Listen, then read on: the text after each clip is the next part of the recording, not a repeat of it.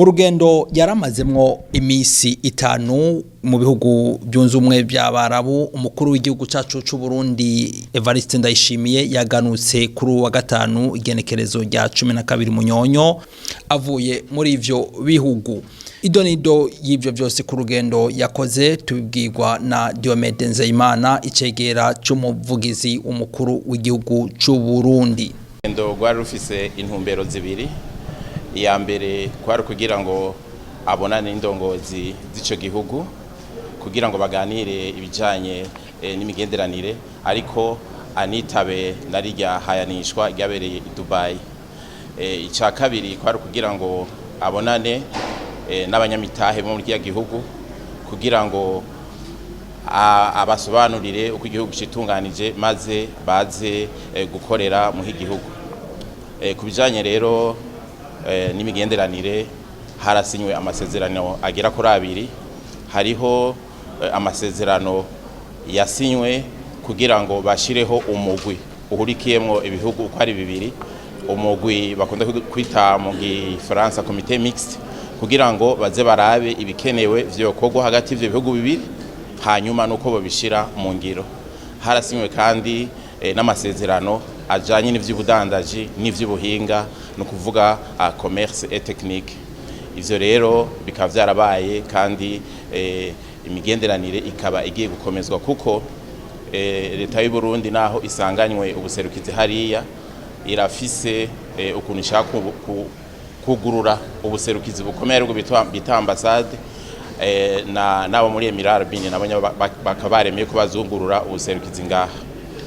Kuvyerekeranye rero no kubona n'abanyamitahe, hariho abanyamitahe 5 bakuru bashatse kugira ngo basobanurire nyenshi mukuru w'igihugu ivyo bagiye gukora, kandi bakabasha kubikora vyihuta mu bisata vy'uburimyi n'ubworozi, mu bisata vy'ubudandaji n'amahinguriro hamwe n'ivya mukerarugendo. Hakaba harimwo rero nibijanye no kubaka, aho hariho abantu bajejwe usanga bakurikirana kenshi ibijanye no kubaka ibibuga vy'indege n'amabarabara. Mukamuzi yuko igihugu cy'u Burundi ko kirubaka ibarabara ry'indarayi, kandi bashaka kubaka n'ibarabara rihuza ibisagara 2 Gitega na Bujumbura. Ivyo rero bakabara barumvikanye ko bagiye kuzokongera kubiganira. Kuvyerekeye ihanishwa, abenshi mwarabikurikiranye ikibiriraho ni igikorwa cagenze neza cyane, kuko nyine cyo umukuru w'igihugu yaravuze ijambo rikomeye aho yashikirije uko igihugu cifashe, arerekana ubutunzi gifise mu bijanye n'imico n'akaranga, kuko burya imico n'akaranga ni kimwe mu bintu vyerekana koko ko igihugu cifashe neza kandi gishobora gutuma n'imigenderanire igenda neza. Hanyuma rero nyine cyo umukuru w'igihugu akaba yarashimye cyane ko abarundi baba i Dubai baje ari benshi kugira ngo bamwakire. Ikindi twovuga nuko igihugu ca Emirate Arabie ari igihugu gikunda kurata ibintu vyacu.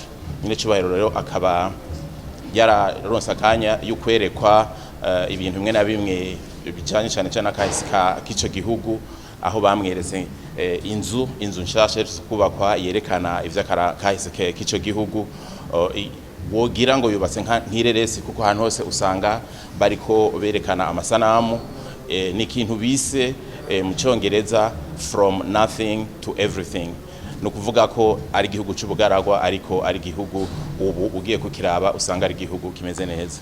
Ikindi kintu bamweretse n'icubahiro umusigiti witiriwe Sheikh Zayed, ari wenyene yagize yerekwa yuko bohindura ubugaragwa kugira ngo bube ikintu kimeze nka paradiso. Uwo musigiti wubatswe imyaka 11, wubatswe bakoresheje amabuye y'agaciro, kuko iyo uri uratembera ubona vyubatswe n'inzahabu nka vyinshi. Vyubatswe ahantu bise inzira y'ukurekuranira. Biboneka rero yuko ari nk'igihugu gishaka kwakira abantu bose, bakavuga bati ibiko natwe twabishoboye, turifuza ko n'ibindi bihugu vyo kwisi vyo bikora kugira ngo abantu bose babeho bamerewe neza.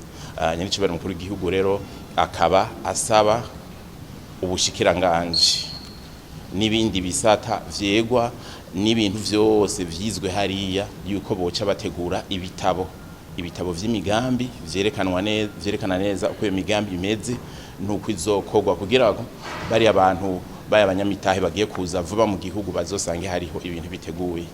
Nyiricyo mukuru w'igihugu yaboneho akaryo yo gutumira umukuru w'igihugu, mbere ni umwami ariko si umwami kuko umukuru w'igihugu bavuga yuko amagara amukitse, ariko umuhungu wiwe niwe aramuswe igihugu ubu yamutumiye yuko yoza ku munsi mukuru w'imyaka 60 yo kwikukira ngaha mu Burundi.